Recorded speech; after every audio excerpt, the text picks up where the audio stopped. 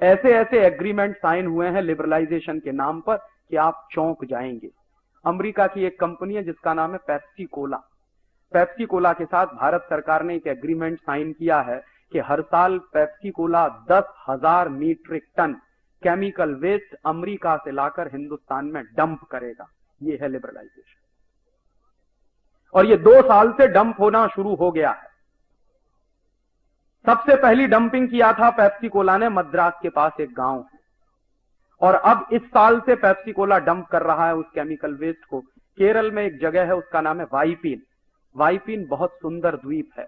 एक बार मैं गया हूं, इतना खूबसूरत है कि जाने के बाद लौटने का मन नहीं करता। अब उस वाइपीन द्वीप पर अमेरिका से लाया हुआ 10,000 मीट्रिक टन कचरा वेस्ट डंप किया जा रहा है, और ये काम पेप्सी कोला कर रहा है। और ये क्यों हुआ है? क्योंकि लिबरलाइजेशन हो रहा है इस देश में, ग्लोबलाइजेशन।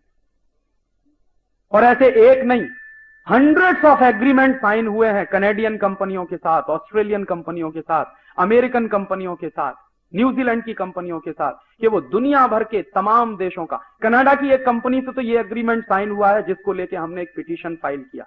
एग्रीमेंट ये है कि कनाडा की कंपनी अपना एटॉमिक वेस्ट लेकर आएगी और हिंदुस्तान में डंप करेगी। ये कंपनी पहले बांग्लादेश के साथ एग्रीमेंट करना चाहती थी। बांग्लादेश की सरकार भी इतनी होशियार है कि जब उनको पता चला कि ये लाने वाले क्या हैं, तो एटॉमिक वेस्ट आएगा, तो उन्होंने कहा नहीं नहीं, हम इसको परमिशन नहीं देने वाले। जो एग्रीमेंट बांग्लादेश की सरकार ने नहीं किया, वो एग्रीमेंट हमारी सरकार ने किया कनाडियन कंपनी के साथ। और ऐसे 100 से ज्यादा एग्रीमेंट साइन हुए हैं जिसमें हर साल इस देश में हजारों मीट्रिक टन कचरा आएगा उनके देश का, और इस देश में डंप किया जाएगा। और एक बड़ा ऐतिहासिक दस्तावेज ऐसा ही है मेरे पास। हॉलैंड की एक कंपनी है सीजवॉन वीवी, उसके साथ मनमोहन सिंह ने एक एग्रीमेंट साइन किया था। क्या एग्रीमेंट था? कि हॉलैंड के सुअरों का गोबर 1 करोड़ टन हर साल हिंदुस्तान में लाके डंप किया जाए। ये एग्रीमेंट किया मनमोहन सिंह, और उसके दस्तावेज मेरे पास। क्यों किया है? तर्क क्या था मनमोहन सिंह का? तर्क यह था कि हॉलैंड के सुअरों का जो गोबर है वो क्वालिटी में बहुत अच्छा है। क्यों अच्छा है क्वालिटी में? तो वो तर्क दे रहे थे। जब हमने कहा कि ये आपने क्यों किया, तो एक दिन दिल्ली की एक मीटिंग में उन्होंने इस सवाल पर जवाब देते हुए कहा कि हमने इसलिए ये एग्रीमेंट साइन किया कि हॉलैंड के जो सुअरों का गोबर है वो बहुत अच्छा, क्वालिटी में बहुत अच्छा।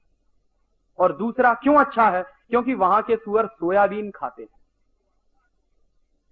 तो मैंने सवाल पूछा उनसे उस मीटिंग में कि ये सोयाबीन जाता कहां से? कि हमारे देश से जाता है। कहां से जाता है? मध्य प्रदेश से जाता है। आपको मालूम है इस देश में मध्य प्रदेश को पूरा सोयाबीन का बेल्ट बना दिया इसी ग्लोबलाइजेशन के चक्कर। तो क्या हो रहा है? सोयाबीन के लिए हजारों हजारों हेक्टेयर खेती बर्बाद कर दी गई है। सारे दुनिया के एग्रीकल्चरल साइंटिस्ट कहते हैं कि 10 साल सोयाबीन की खेती के बाद 11वें साल आप उस खेत में कुछ नहीं कर सकते, वो बंजर हो जाता है। इसलिए यूरोप के देश सोयाबीन पैदा नहीं करते। तो यूरोप के देश सोयाबीन पैदा नहीं करते, लेकिन हॉलैंड एक ऐसा देश है जो सुअरों को पालता है। मैंने हॉलैंड में देखा बड़े बड़े रेंच होते हैं पिग्स के। हमारे यहां रेंच होते हैं गाय के, उनके यहां रेंच होते हैं पिग्स के। क्यों बनाते हैं रेंच? क्योंकि सुअर का मांस खाना, और सुअर के मांस को स्वादिष्ट बनाने के लिए उसको सोयाबीन खिलाना। लेकिन हॉलैंड की सरकार वो सोयाबीन अपने खेतों में पैदा नहीं होने देती। उसके लिए भारत सरकार से उन्होंने समझौता करके हमारे यहां सोयाबीन पैदा करवाना शुरू किया।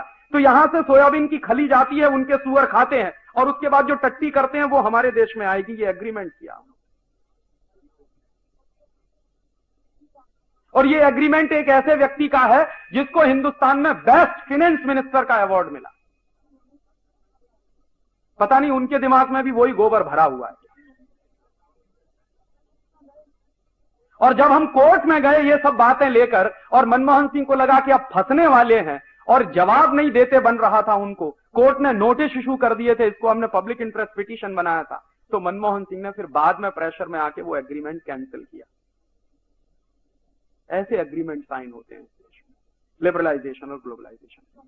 कोई एक मॉनिटरिंग कमेटी नहीं है इस देश में जो ये छांटती हो कि क्या एग्रीमेंट साइन हुआ है और उसके क्या परिणाम होने जा रहे हैं इस देश में। एक भी कमेटी ऐसी नहीं बनाई भारत